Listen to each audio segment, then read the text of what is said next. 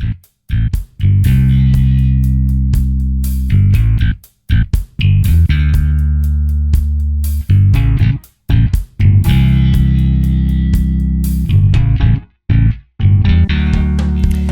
and welcome to Works of Progress, JJIE's weekly podcast.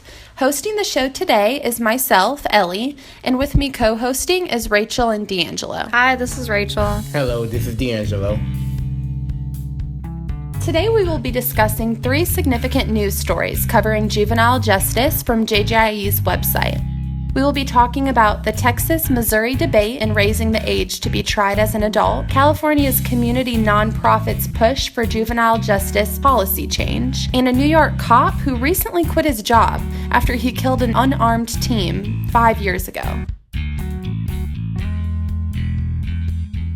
To begin with the first topic, an article from JJIE's website titled Texas-Missouri Debate, Next Step on Raise the Age by John Holland. In Texas, you can currently be tried as an adult at 17 years old. However, you can't even sit on the jury because you're not old enough. You have to be 18 years old to sit on the jury in Texas and anywhere else. States are raising the age of responsibility over the country, but there are still some states like Texas that are a little bit behind. Texas-Missouri Debate, Next Step on Raise the Age covers this debate. Texas is a lot more conservative when dealing with young crime, while Missouri is known to be one of the most progressive juvenile justice programs. Based on what experts have investigated, and based on this article, research from other states show that those concerns are overblown, and the benefits definitely outweigh any short-term struggles, as far as the benefits of a more progressive juvenile justice program.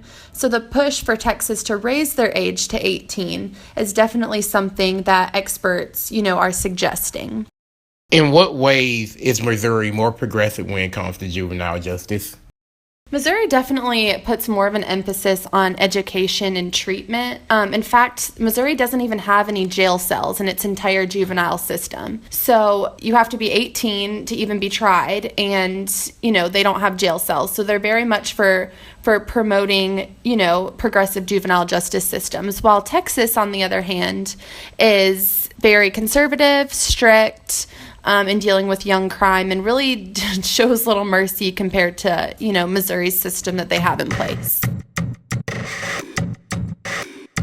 Our next story is written by Tyler Walker. A California community nonprofits get $1.3 million to push for juvenile justice policy change. On April 13th, a group of California-based organizations announced a $1.3 million investment to nonprofit community organizations based in 11 of the state's counties, including Los Angeles, through the Positive Youth Justice Initiative. This comes after 2 previous investments as part of the PYJI third phase initiative to eliminate racial disparities and transforms the state juvenile justice system to better serve California's most vulnerable.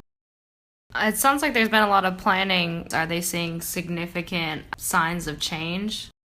To me, I don't think this is something that can be changed so immediately. It was launched because it started about 5 years ago in the midst of real policy reform at the state level, which was said by Chet P. Whitman, president and CEO of the Sarah Health Foundation. It was founded because it was kind of a way of them wanting to reduce the overgrowing population in the state's prisons. So they shifted towards a way of perhaps helping out the youth.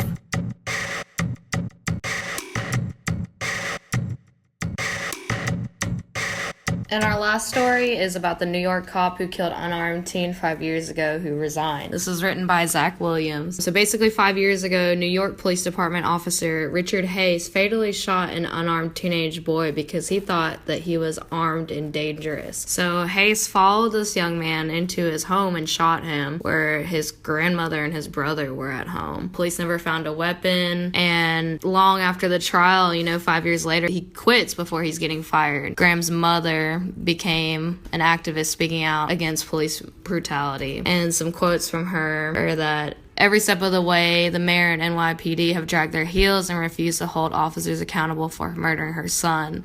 And she even explains that they haven't even scheduled trials for the other officers involved. The moral of the story is, how are people supposed to trust and believe in cops when people are being murdered and there's zero accountability? So, Rachel, this is a story about a cop, that had killed this teen 5 years ago. How is this story relevant right now as far as, why is he just now getting tried, and why is it, a headline, a news story? Lately, there's been a lot of police brutality when it comes to African American citizens, and it's just not fair. There's been a lot of social media uproar with Black Lives Matter and things like that, and there's just too many. You've got Graham, you've got Trayvon Martin, too many cases to name, and it's time for a change. To recap all the stories that we have discussed today, we talked about the Texas and Missouri debate, raise the age to be tried as an adult.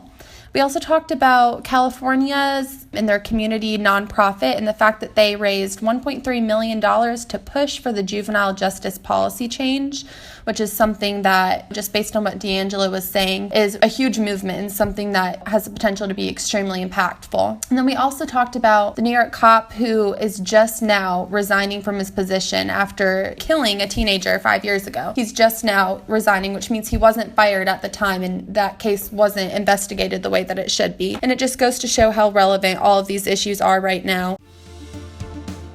Thank you for joining us today, and please join us again next week right here for your latest juvenile justice news. You can follow these news stories as well as additional news stories on JJIE.org.